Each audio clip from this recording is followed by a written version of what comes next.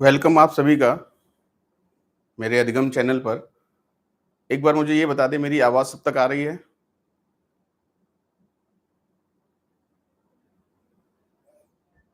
एक बार कमेंट करके ये बता दें क्या मेरी आवाज़ सब तक आ रही है?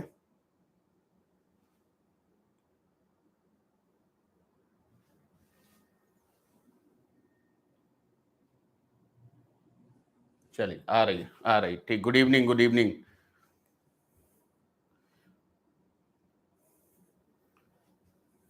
हुँ, चलो भाई सबको गुड इवनिंग। बढ़िया मस्ती से होंगे। आज तो मौसम भी काफ़ी बेईमान हो गया है। एज़ ए पर्सोनिफिकेशन एजुकेशन की लैंग्वेज में हम लोग बात करें,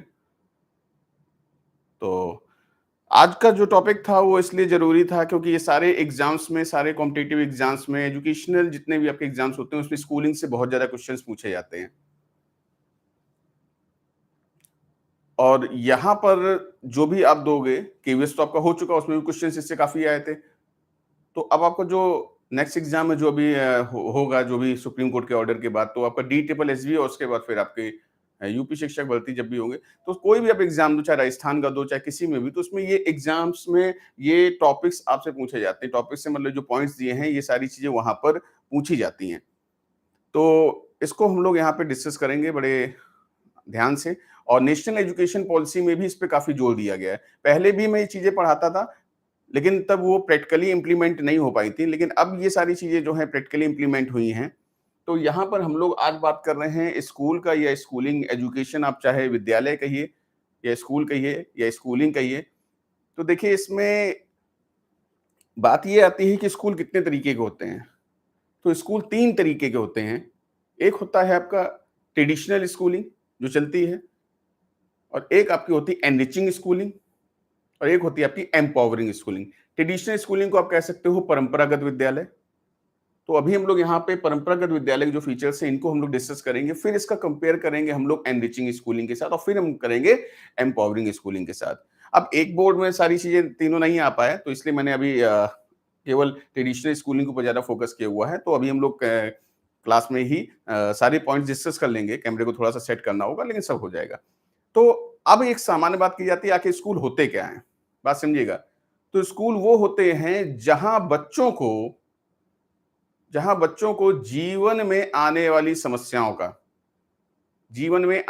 समस्याओं का सामना करना सिखाते हैं।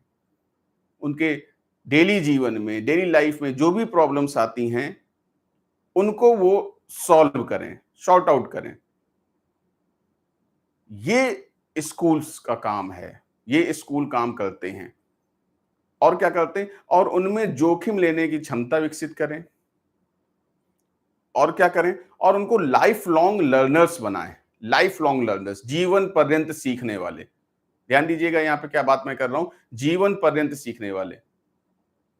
कि जीवन भर वो मान के चलने कि हम सीखेंगे। कभी भी ऐसा ना हो कोई टीचर या कोई प्रोफेसर या कोई बच्चा कभी ये ना कहे मैं तो सीख चुका हूं, मुझे तो सब पता है। ऐसा कभी नहीं होता है। आप जीवन भर सीखते रहोगे फिर भी आप सीख नहीं पाओगे।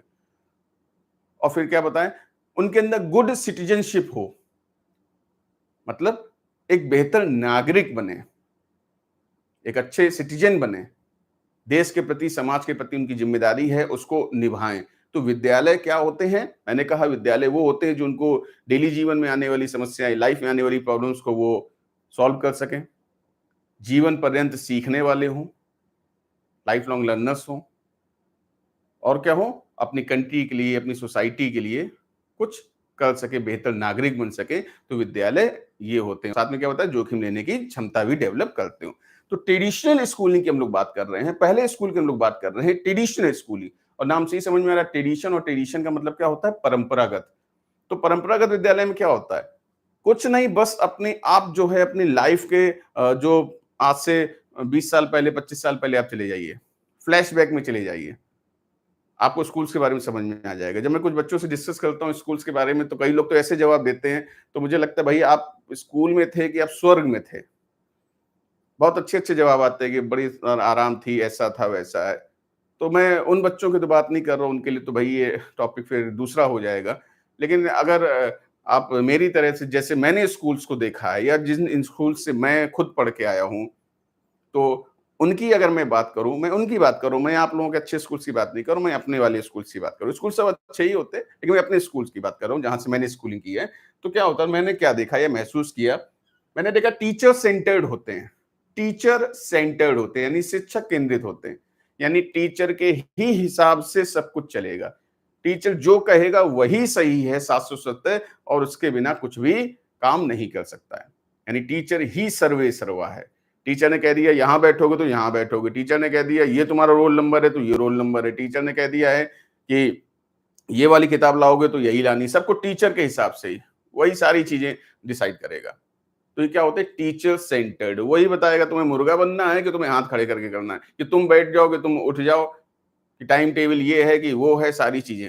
मतलब कहने का मतलब है कि टीचर के हिसाब से ही। टीचर कभी भी बच्चों के बारे में जानने की कोशिश नहीं करता था कि बच्चे चाहते क्या है, वो कभी नहीं चाहता था।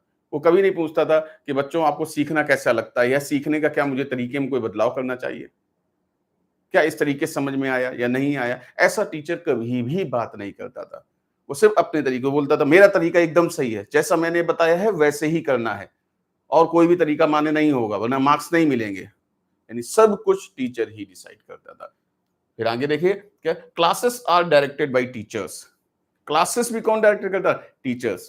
क्लासेस एंड सब्जेक्ट्स, आप कह सकते हो क्लासेस एंड सब्जेक्ट्स, ये सब कुछ टीचर्स डायरेक्ट करता था। मतलब आप कौन सी बुक से पढ़ोगे, आप कौन सी बुक से समझोगे, ये भी टीचर ही डिसाइड करेगा।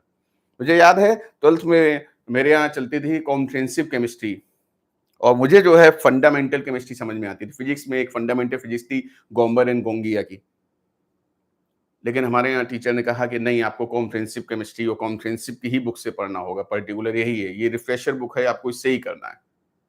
तो आपके अपने मन का नहीं चलो, उन्होंने कह दिया कि भाई मित्तल उनसे पढ़ना है तो मित्तल से ही पढ़ना है, या फिर जो है एससी वर्मा से पढ़ना है तो एससी वर्मा ही से पढ़ना है। वो आपको किससे समझ में आ रहा है इस बात से उनको मतलब नहीं है। यानी उन्होंने जो बुक रिकमेंड कर दी, जो जैसा बता दिया, आपको वैसा ही करना है।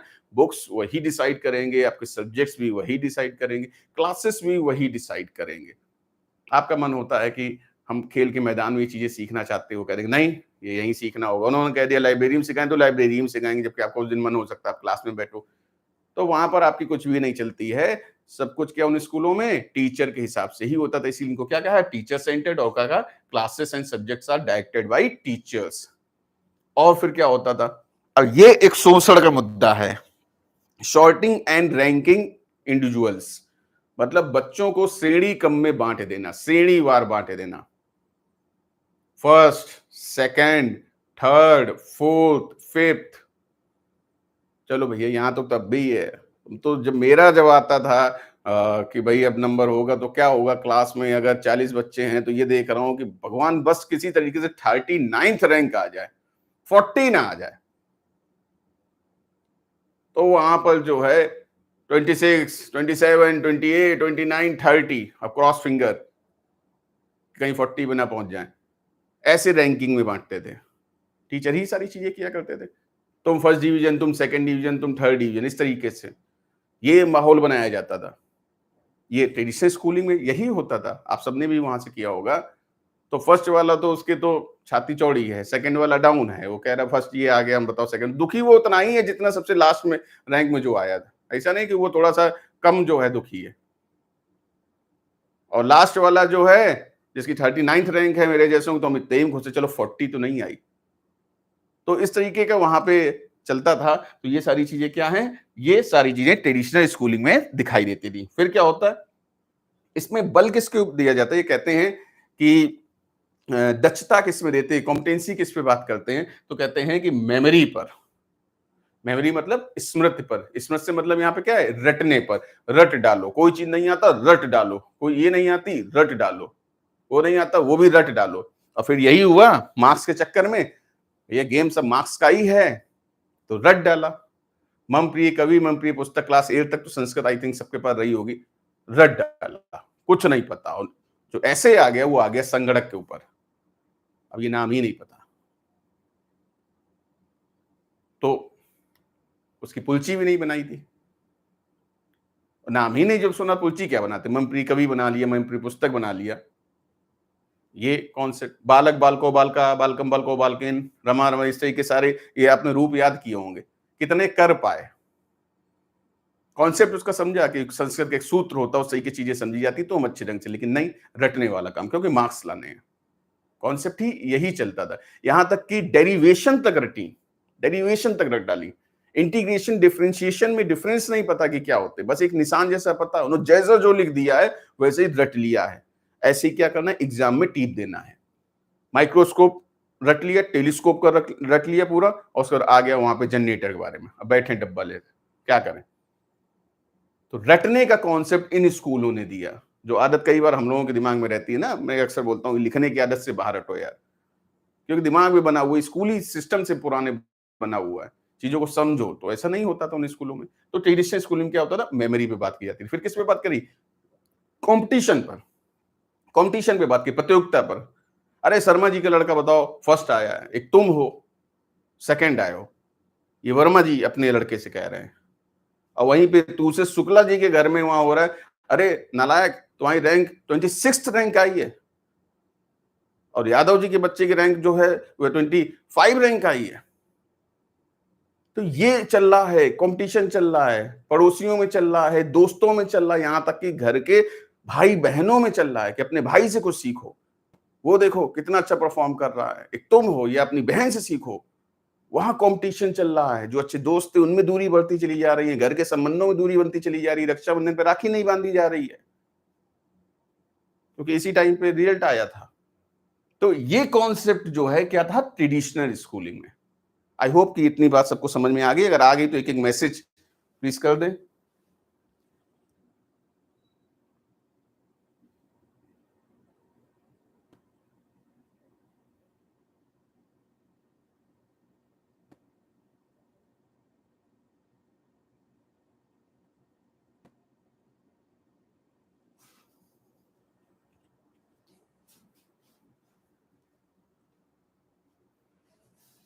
चल आगे बढ़ते हैं।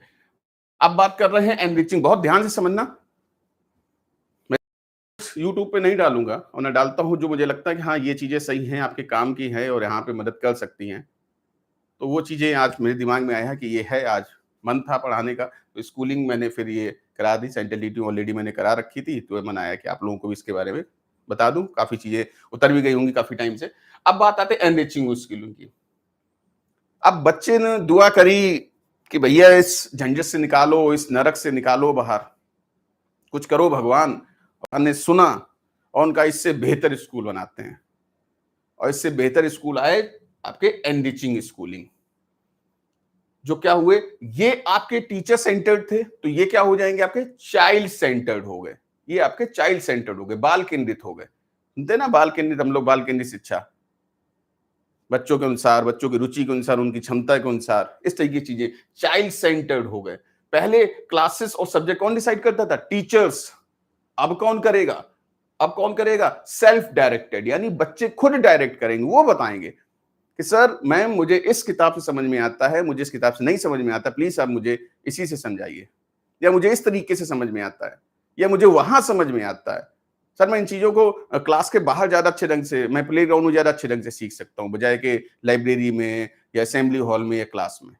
यानी बच्चों का रोल बहुत हद तक बढ़ गया, क्योंकि चाइल्ड सेंटर्ड है, बच्चों के हिसाब से, जो बच्चे चाहेंगे उनके हिसाब से होगा।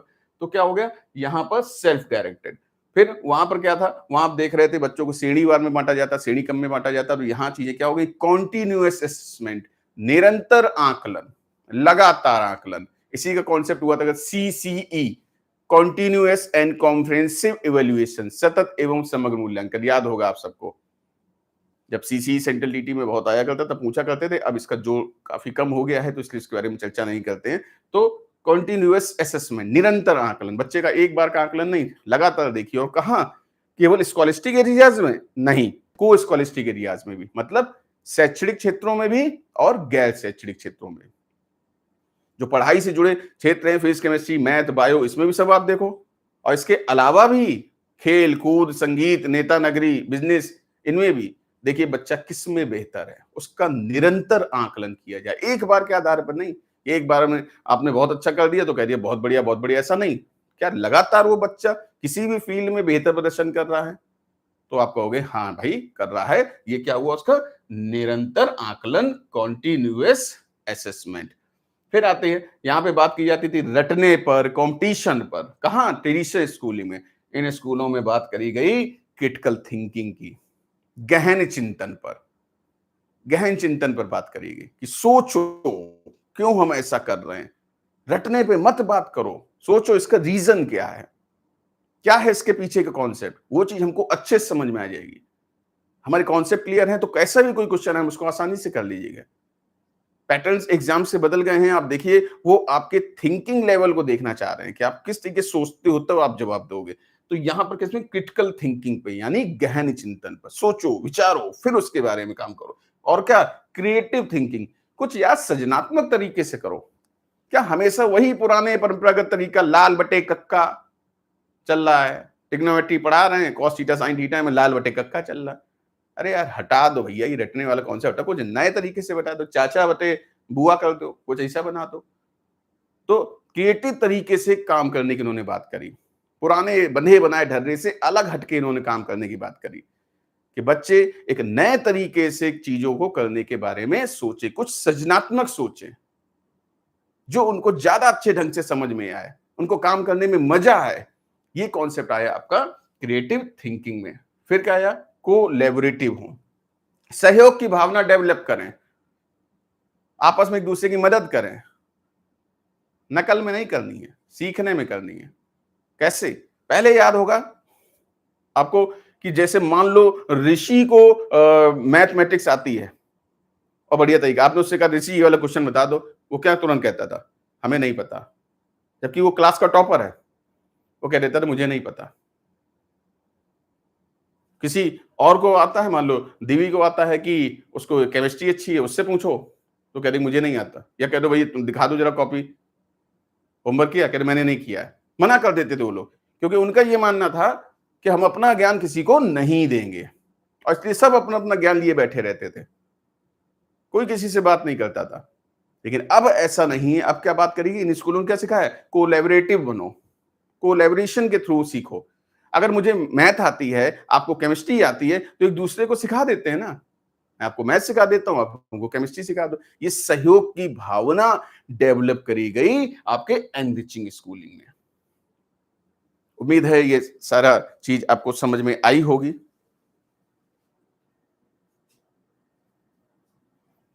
क्या ये बात सबको समझ में आ गई?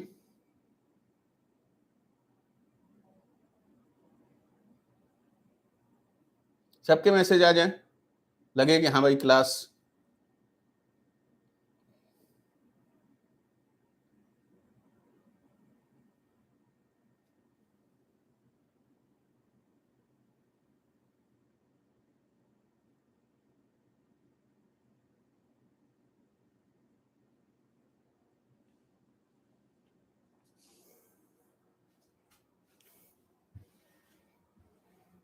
क्लासेस अगर आपको ठीक लग रही हो, वैसे तो मैं आपको लिंक भेजता रहता हूँ जो भी है, तो मैं अपने बच्चों से ये नहीं कहता हूँ भैया कि करो ही करो। जे अगर ठीक लगता हो तो आप लोग सब्सक्राइब कर लीजिएगा, अपने जानने वालों को बता दीजिएगा अगर आपको ठीक लगता है।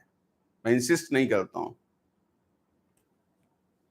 तो एक प्रयास है, लगता है कि हाँ भाई ठीक ठाक चीजें अगर समझा ले रहे हैं बच्चों को, तो अपने को भी थोड़ा सा मोटिवेशन मिलता है। मोटिवेशन की जरूरत तो सबको होती है।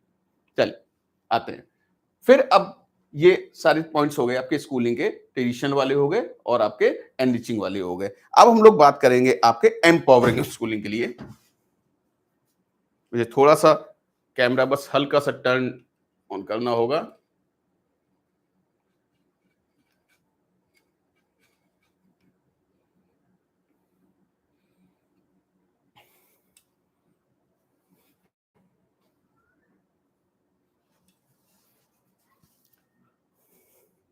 दिख रहा होगा एम्पावरिंग। अब जो आपके स्कूल आए वो कौन से हो गए आपके? एम्पावरिंग। अब देखो भाई, रिचनेस से अच्छी क्या है? रिचनेस से पावर है। पावर ज्यादा बेहतर है बजाय कि रिचनेस से। पावर होगा तो पैसा भी ऑटोमेटिक आ ही। तो यहां पर बात आई एम्पावरिंग स्कूलिंग की, और एम्पावरिंग स्कूलिंग की जब आती है तो हम समझेंगे क्या कि पावर की बात करी गई है। पावर है हमारे पास, पावर है तो पैसा भी। तो इसमें बात आई, अगर आपको ध्यान हो कि पहले हम लोगों ने क्या पढ़ा ट्रेडिशनल स्कूलिंग में? ट्रेडिशनल स्कूलिंग में हम लोगों ने पढ़ा कि जिसमें क्या है? टीचर सेंटर्ड है। फिर क्या हो गया? अच्छे चाइल्ड सेंटर्ड हो गए। इससे अच्छा क्या हो सकता है? इससे अच्छा क्या हो सकता है? तो अगर मैं आपसे कहूं भीषण गर्मी पड़ रही है तो आप कहोगे हाँ सर, क्योंकि ये क्या आपने एक्सपीरियंस किया है। मैं आपसे कहूं बहुत ठंड भी पड़ी थी तो आप कहोगे हाँ सर, ये क्या आपने एक्सपीरियंस किया है। तब आप चीजों के बारे में आप बता पाते हो ज्यादा अच्छे ढंग से। अगर आपने उन चीजों का एक्सपीरियंस ही नहीं किया है तो आप चीजों को कभी भी अच्छे से नहीं बता पाओगे, नहीं समझ पाओगे। इसीलिए कहा जाता है कि प्रयास हो कि जीवन में अनुभव ले। अब जरूरी नहीं अपने अनुभव हो, दूसरे के अनुभव से भी। तो एक्सपीरियंस से आप चीजों को ज्यादा अच्छे ढंग से जान पाते हो। आपसे कहा जाए कि भाई खाना खाने के बाद जो है एक मीठा मिल जाए तो मजा आ जाती, तो ये वो बता सकता है जिसने एक्सपीरियंस किया हो, उन चीजों को जिसने समझा हो, जाना हो, उसका अनुभव लिया हो। तो एक्सपीरियंस सबसे बेहतर। एक ई एक्सेल भी हम लोगों ने पढ़ा था एक्सपीरियंशियल लर्निंग की, वहां पे भी कॉन्सेप्ट बताया था कि एक्सपीरियंस सबसे बेहतर माना गया है। बच्चों को आप जू ले जाते हो, चिड़ियाघर ले जाते हो, वहां पे बच्चे जब देखते हैं शेर को, देखते तो उन्हें समझ में आता है यार लॉयन इस तरीके से होता है। ये तो है ना उसमें एनिमेशन के थ्रू दिखा दिया, कार्टून के थ्रू बता दिया, चित्र दिखा दिया, उतने अच्छे से ढंग से समझेंगे ही नहीं। जब वहां पे देखते हैं कि जेब्रा ये है, ये इस तरीके से है, बंदर इस तरीके से है, क्रोकोडाइल इस तरीके से है, तो जब देखते हैं तो एक कॉन्सेप्ट अलग होता है। और वाकई में हम एक्सपीरियंस ही करना चाहते हैं। हम लोग 3D मूवीज पसंद करते हैं। अब तो 7D मूवीज भी हैं। 3D जब मूवी देखते हैं हमें क्यों अच्छी लगती है? उसमें क्या लगता है एकदम सामने सामने जैसे हो रहा है, तो इसलिए हमें वो मूवी पसंद आती है। ऐसे सेम यहां पर भी बात करी गई एक्सपीरियंस की, किसमें? एम्पावरिंग स्कूलिंग में। इसके बाद आता है आपकी वर्चुअल ऑथेंटिसिटी। वर्चुअल ऑथेंटिसिटी में क्या बात करते हैं? जैसे भारत हमारा विकासशील देश है, आज से 20 साल पहले भी था, 30 साल पहले भी था और अभी भी वहीं पढ़ते हैं। विकसित नहीं हुआ, डेवलप नहीं हुआ। क्या रीजन उसके पीछे? उसके पीछे रीजन है कि जो हमारा जो विजुअल जो अप्रोच होनी चाहिए वो हमारे पास नहीं है। हो जाएगा, विकसित हो जाएगा, कभी नहीं होगा जब तक हम और आप प्रयास नहीं करेंगे, तब तक कभी नहीं होगा। तो क्या हो सकता है, क्या चेंजमेंट हो सकता है, इस बारे में सोचें। लेकिन अब वर्चुअल ऑथेंटिसिटी दिखाई देती है, मतलब दूसरों के ऊपर डिपेंड न होके हम खुद सोचें कि हम इसमें क्या कर सकते हैं। कैसे भारत में भी 600 किलोमीटर की रफ्तार से ट्रेन चल सकती, 500 किलोमीटर की रफ्तार से जैसे विदेशों में चल रही है। सोचने पे भारत कभी नहीं सोचता था कि जो है कभी यहाँ 150 की रफ्तार से भी कोई या 200 की रफ्तार से भी ट्रेन चलेंगी, लेकिन चली धीरे धीरे अभी और आगे चलेंगे।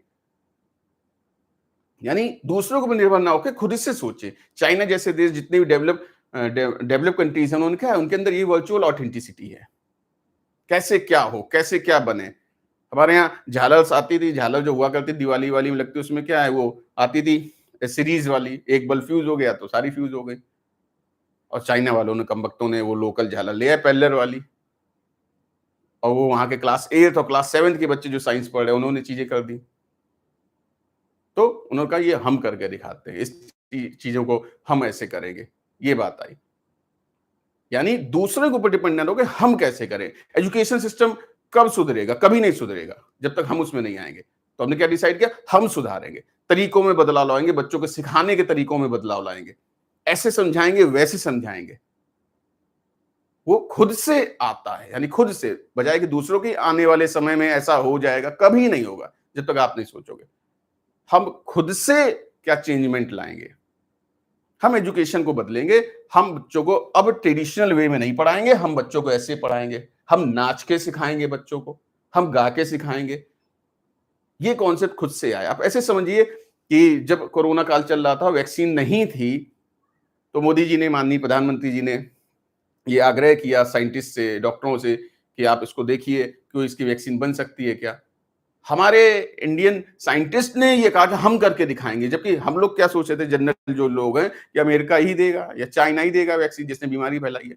लेकिन हमारे वैज्ञानिकों ने कहा नहीं, इसको हम बनाएंगे, खुद से करेंगे, दूसरे कंट्री को डिपेंडेंट नहीं रहेंगे। और आप देखिए कितना बड़ा चेंजमेंट आया हमारे देश ने। गर्व की बात है, मुझे तो बहुत प्राउड फील होता है, आपको भी होगा, कि हमारे देश ने सबसे पहले वैक्सीन बनाई, और एक नहीं, दो दो उस टाइम पे बनाई, कोविशील्ड और कोवैक्सीन। हम दूसरों के सारे नहीं रहे, और काफी चीजों में हम दूसरों के सारे नहीं है। ये यहाँ की चेंजमेंट हुआ, अब दिखाई दे रही है वर्चुअल ऑथेंटिसिटी। आईटी में क्यों बच्चे इसीलिए कहते थे बड़ी टैलेंटेड, क्योंकि उनके अंदर ये चीजें होती हैं, ये क्वालिटीज होती हैं। अब हमारे सबके अंदर है। हम टीचिंग में हैं, हम टीचिंग के बारे में सोचेंगे, इंजीनियर्स जो हैं वो इंजीनियरिंग के बारे में सोचें, डॉक्टर हैं जो वो डॉक्टरी के बारे में सोचें, जो जिस फील्ड में है उस फील्ड के बारे में सोचे और आगे बढ़े। यानी खुद पे हम इस चीज को करेंगे, वो कल्पना करना, वो क्या हो सकता, कैसे हो सकता, ये कॉन्सेप्ट कहलाया गया वर्चुअल ऑथेंटिसिटी। नेक्स्ट देखिए, मल्टी लिटरेसीज, हिंदी में आप कह सकते हो बहुविधि कौशल। यहाँ लिटरेसी का मतलब साक्षरता नहीं है, यहाँ पे आप कह सकते हो बहुविधि कौशल या मल्टी लिटरेसीज या मल्टी स्किल्स को डेवलप करना। एक पैटर्न चलता था कि भाई एक चीज सीख ली बस उतने में ही हमको चीजें जाननी है। अब एनईपी 2020 तो इस पे बहुत बल दे रही है। नेशनल एजुकेशन पॉलिसी अब कह रही है क्लास 6 से वोकेशनल एजुकेशन शुरू करी जाए, बच्चों को सिखाया जाए जो जिस फील्ड में, कोई इलेक्ट्रिशियन बनना चाहता है उसको बना दो, कोई मैकेनिक बनना चाहता है मैकेनिक, कोई कोडिंग सीखना चाहता है कोडिंग सीखे। यानी एक से ज्यादा कौशल अपने अंदर डेवलप करें, सिर्फ एक चीज बन के ना रहें। पुराने लोगों को पता होगा, हम लोगों ने स्पायर और रिफ्लेक्टिव भी पढ़ा हुआ है, उससे ऊपर का एडवांस लेवल आया मल्टी लिटरेसीज, जिसमें हम ढेर सारे कौशल विकसित करें, केवल एक ही चीज पे ना रहे हम, इससे नहीं तो इससे कर लेंगे, इससे नहीं तो इससे कर लेंगे।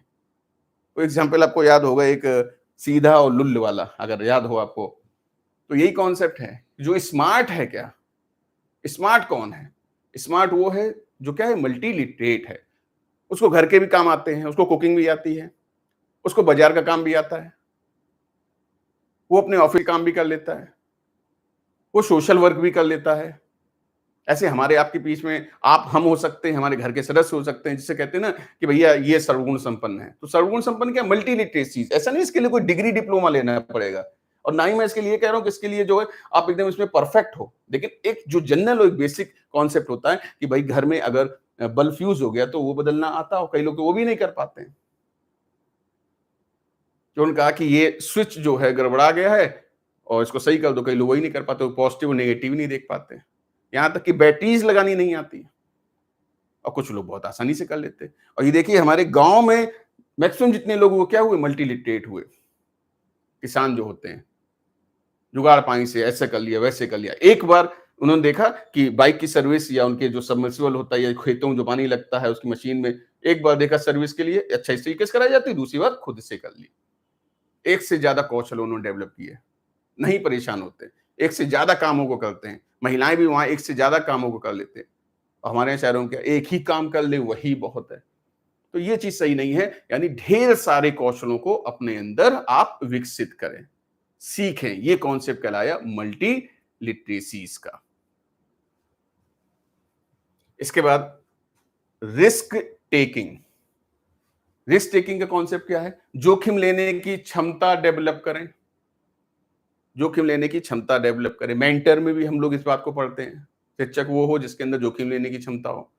अब जोखिम लेने की क्षमता से कॉन्सेप्ट क्या है, ऐसा नहीं है कि आंख बंद करके आप जीटी रोड क्रॉस करने लगो, सलमान खान बन जाओ, तो वो नहीं है। क्या है, जिन चीजों को हम जानते हैं और उसमें फिर हम क्या रिस्क ले सकते हैं।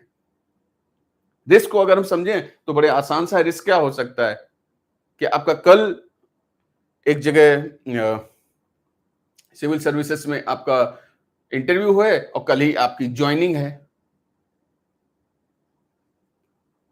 पीजीटी में। कहीं मैं टीजीटी बोलता हूं, कहीं मैं पीआरटी बोलता हूं, यहां मैं पीजीटी की बात कर रहा हूं, और आपका कल ही जो है सिविल सर्विसेज का इंटरव्यू है। अब इसमें क्या रिस्क होगा, आप कहोगे किसमें जाएं, तो कुछ लोग होंगे, अधिकतर होंगे, जो ऑलमोस्ट होंगे, वो क्या कहेंगे, भाई पीजीटी का हम देंगे जाके और कॉल लेटर लेंगे जाके, मतलब आपकी ज्वाइनिंग होनी है उसी दिन पे, उसी दिन पे आपका जो है आपका पीसीएस का या आईएएस का इंटरव्यू भी है। दो में एक ही काम कर सकते हैं। मैक्सिमम लोग क्या करेंगे, पीजीटी की ज्वाइनिंग लेंगे जाके, अरे भैया लाइफ सिक्योर हो जाएगी, सेफ हो जाएगी, सिविल सर्विसेज का भरोसा नहीं, यानी कितने लोग इंटरव्यू में बाहर हुए। ये रिस्क टेकिंग वाला कौन सा। लेकिन अगर 0.01% भी अगर आप बन गए सिविल सर्विसेज में आईएएस या पीसीएस, तो जरा आप सोचिए, यानी ऐसे कितने पीजीटी टीजीटी आपके आगे पीछे घूमेंगे। कॉन्सेप्ट यहां पर ये है। तो ये अपनी समझ होती है कि अगर हमने सिविल सर्विसेज का एग्जाम निकाला है, प्री निकाला है, मेंस निकाला, इंटरव्यू तक पहुंचे, तो अपनी काबिलियत समझ में आ जाती है हम कर सकते हैं या नहीं कर सकते।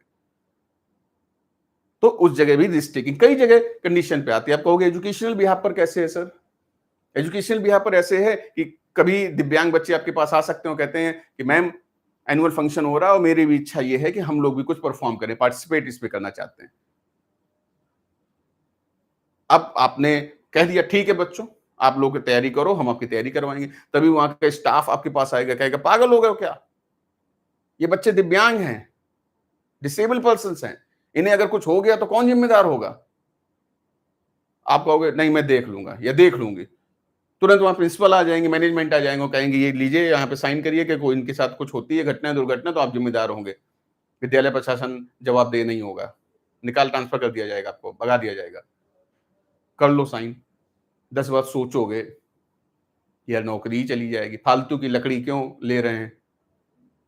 लेकिन यदि उन्होंने परफॉर्म कर दिया तो आप राजा हो जाओगे। कॉन्सेप्ट रिस्क का ये होता है लाइफ में, ध्यान दीजिएगा। जिसमें हमारी समझ है, उसमें समझ नहीं, उसकी मैं बात नहीं कर रहा हूं, उसमें आप दूसरों की राय लीजिए, सेशन उनके अकॉर्डिंग चलिए, लेकिन जिसमें आपकी समझ है। मुकेश अंबानी साहब ने रिस्क लिया था, जियो वाला, इनके साथ के बहुत जो इनके जुड़े हुए हितैषी लोग थे, जो समझदार लोग, उन्होंने कहा अरे साहब मत करो, नुकसान में चले जाओगे, यहाँ का आदमी फ्री में देखता है, वो डेटा ऑन करके ऑफ कर देता है। बात है 2014-15 की। उनका नहीं हम रिस्क लेते, उन्होंने सब कुछ अपना पैसा लगा दिया और फिर क्या हुआ बताने की जरूरत नहीं, जियो आज कहाँ पे है। लेकिन उस टाइम पे उन्होंने रिस्क लिया। 99% संभावना थी कि इनका प्लान फ्लॉप हो जाता। रोज नए स्टार्टअप शुरू होते हैं और जाने कितने खत्म हो जाते हैं, लेकिन रिस्क टेकिंग टेंडेंसी वाले आगे बढ़ते रहते हैं। कॉन्सेप्ट यहाँ पे रिस्क टेकिंग का यह है, बताया गया है। इसके बाद बात करी गई एथिकल वैल्यूज का। एथिक्स का मतलब हम लोग समझते हैं नीति होते हैं। मैं आपको कई बार इसमें यह भी बताता था कि इसमें आप अभिवृत्ति एटीट्यूड को भी आप कह सकते हैं, मोरल वैल्यूज को भी कह सकते हैं। कॉन्सेप्ट यहाँ पे एथिकल वैल्यूज से ये आता है कि हमारी समाज और अपने देश के प्रति क्या जिम्मेदारी है, क्या हमें यह पता होता है, क्या हमें उनके देश के लिए अपने करना चाहिए।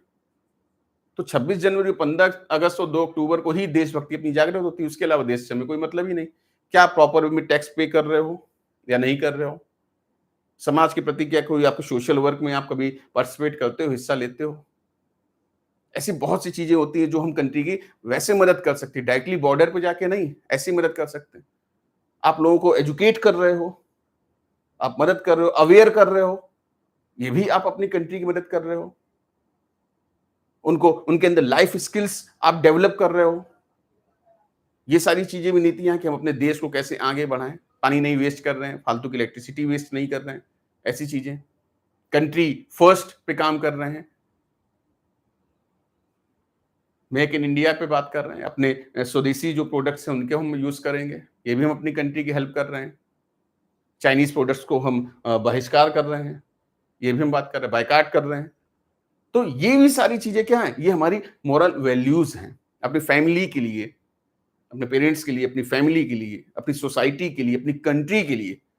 यही तो हमारे अंदर सिखाए गए। हमारी एथिकल वैल्यूज अलग हैं, फॉरेन फॉरेन के एथिकल वैल्यूज अलग होते हैं। वहां मम्मी पापा के लिए मदर्स डे या फादर्स डे होता है, लेकिन हमारी जो एथिकल है वो क्या है, हमारे लिए हर दिन माँ का है, हर दिन पिता का है। उनको हमेशा, जब वो बूढ़े हो जाएंगे तब भी उनके साथ रहेंगे। तो ये हमारी वैल्यूज हैं, अपने इंडियन वैल्यूज हैं। हर देश की जो वैल्यूज हैं, जो मोरल वैल्यूज हैं, वो अलग अलग होती हैं। एजुकेशनल जो वैल्यूज हैं वो भी अलग अलग होती हैं।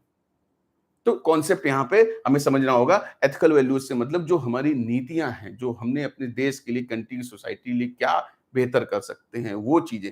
हम टैक्स जमा करें, हम चोरी ना करें, हम कटिया ना डालें। ऐसी बहुत सी चीजें जो हम लोग करते हैं, जो हमें पता होती है ये गलत है, ऐसा नहीं करना चाहिए, ये हम अपनी कंट्री को धोखा दे रहे हैं। लाइफ स्किल्स के सारे पॉइंट्स क्या हैं, वो अपनी कंट्री को तो ही बढ़ा रहे हैं। वो कॉन्सेप्ट आता है आपका एथिकल वैल्यूज में।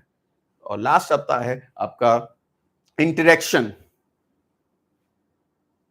अन्योन्य क्रिया कहिए, अंता क्रिया कहिए। और इंटरेक्शन क्या बोलता है, जितना ज्यादा लोगों से आप इंटरेक्ट करोगे उतना ज्यादा सीखोगे। जितना ज्यादा आप एक व्यक्ति से बात करते हो, एक ही चीज सीख पाते हो। आप 2 व्यक्ति से बात करते हो, आप ज्यादा चीजें सीखते हो। आप 3 व्यक्ति से ज्यादा चीजें, 30 से ज्यादा, 300 से और ज्यादा। बच्चों से इंटरेक्ट करते हो तो बच्चों के बारे में सीख पाते हो, बुजुर्गों से इंटरेक्ट करते हो बुजुर्गों के बारे में सीख पाते हो, किशोरावस्था वाले बच्चों से इंटरेक्ट करते हो, वहां पे सीख पाते हो।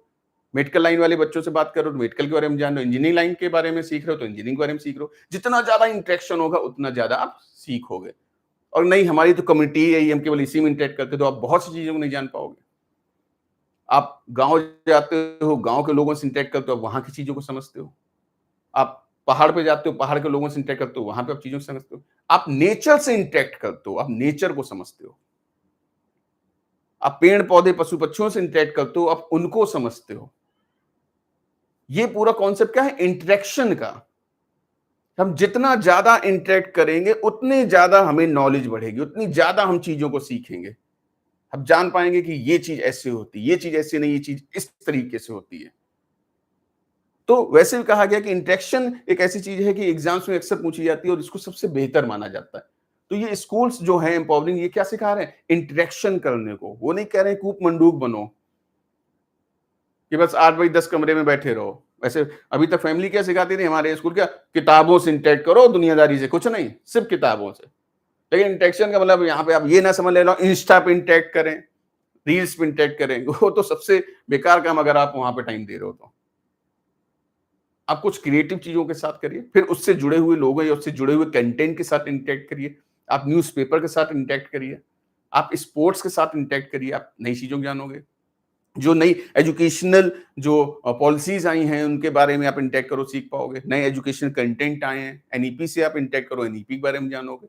तो जितना ज़्यादा इंटरेक्शन जो आपके पॉजिटिव अप्रोच में हो सकती हैं, तो हम उन चीज़ों को ज़्यादा अच्छे ढंग से समझ पाएँगे और सीख पाएँगे। उम्मीद है ये पॉइंट्स आपको क्लियर हुए होंगे, और इसमें अगर आपको कोई भी पॉइंट अभी क्लियर नहीं हुआ, प्लीज़ मुझे कमेंट बॉक्स में आप मैसेज कर दें, मैं फिर से उसे समझा देता हूँ। कोई भी अगर पॉइंट आपको क्लियर नहीं हुआ है, तो मैं फिर से बता देता हूँ।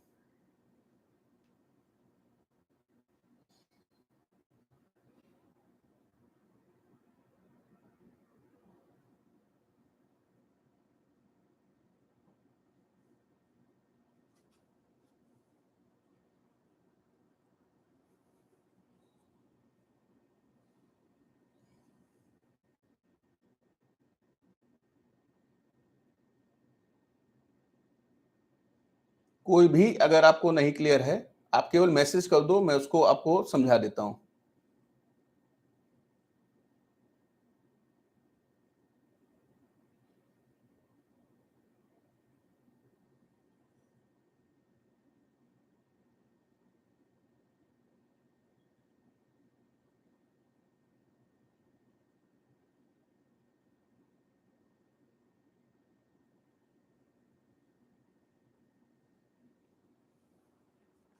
चलिए, उम्मीद है आपको ये सेशन समझ में आया होगा। एक चीज़ ध्यान रखिएगा, आज की डेट में जो बात की जाती है जॉन डीवी के प्रोग्रेसिव स्कूल्स, जॉन डीवी के प्रगतिशील विद्यालय, ये नाम आप सबने सुना होगा। तो जॉन डीवी ने इस बारे में बात करी थी, जो उन्होंने कहा था, वो एक्चुअली में आपके एनरिचिंग और एम्पावरिंग से मिलके उन्होंने चीज़ सोची थी। फाइनली यहाँ पे अलग कर दिया है, लेकिन ध्यान रखिएगा एम्पावरिंग स्कूलिंग में जो एनरिचिंग की जो भी अच्छी चीज़ें हैं, जो बेहतर चीज़ें हैं, जैसे क्या है कि सेल्फ डायरेक्टेड हो गया या कंटीन्यूअस असेसमेंट हो गया, क्रिटिकल थिंकिंग हो गया, क्रिएटिव थिंकिंग हो गया, ये सारी चीज़ें ऑटोमेटिक इसमें आ जाएँगी। ये मत कहिएगा कि इसमें यही है, इसमें यही है। जो भी अच्छा कुछ है वो एम्पावरिंग स्कूलों में आपको दिखाई देगा। सबसे बेहतर आपके एम्पावरिंग स्कूल ही माने जाते हैं। इसका रीज़न ये है कि कुछ ऐसे पॉइंट्स हैं जैसे एक्सपीरियंस सेंटर, ये एक ऐसा पॉइंट है जहाँ कहीं भी आपको दिखता है वो सबका सही जवाब माना जाता है। अनुभव के आधार पे हम चीज़ों को ज़्यादा सीखते हैं। फिर आप देखिए वर्चुअल ऑथेंटिसिटी, दूसरों के डिपेंड ना होकर हम खुद से चीज़ों को सोचते हैं। फिर इसी तरीके से मल्टी लिटरेसीज़ की बात करें, यहाँ पे आप लिख सकते हो रिफ्लेक्टिव लर्निंग। रिफ्लेक्टिव लर्निंग भी हम लोगों ने पढ़ी हुई है स्पाइरल और रिफ्लेक्टिव में, वहां पे सही के समझने के लिए लिख सकते हो, कॉन्सेप्ट उसका अलग। फिर जैसे मैंने बताया रिस्क टेकिंग, अब रिस्क टेकिंग की एक बात और सुनिएगा, आपको ध्यान देने दिला दूं, सुंदर पिचई नाम जाना होगा आप सबका, आप सब जानते होंगे सुंदर पिचई को, गूगल के सीईओ हैं। नाम सुना है कि नहीं सुना है भाई? किसी कुछ ऐसे हैं महानात्मा जिन्होंने शायद नाम भी ना सुना हो उनका?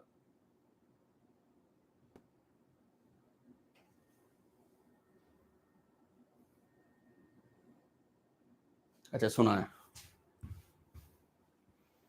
तो उन्होंने इंडिया में काम करने, मतलब उनसे बात करी गई कि लेवल वर्ल्ड वाइड पे आप इतना बिजनेस फैलाए, उस तरीके से इंडिया में भी आप कुछ करो।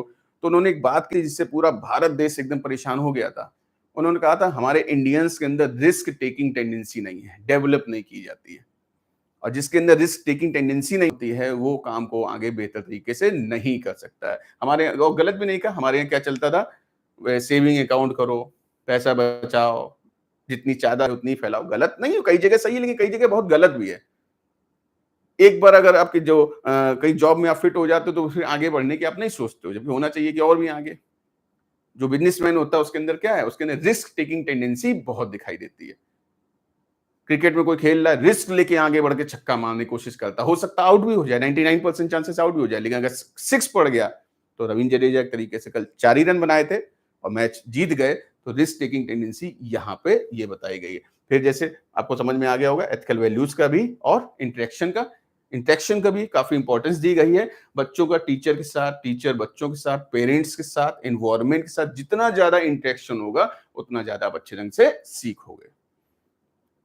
तो आज की क्लास के इतना ही। फिर कभी मुलाकात होगी, जब भी कुछ खास लगेगा, कोई इन्फॉर्मेशन या किसी तरीके कुछ मुझे लगता है कि आप तक ये बात पहुंचानी चाहिए, उस वक्त फिर हम लोग लाइव सेशन करेंगे।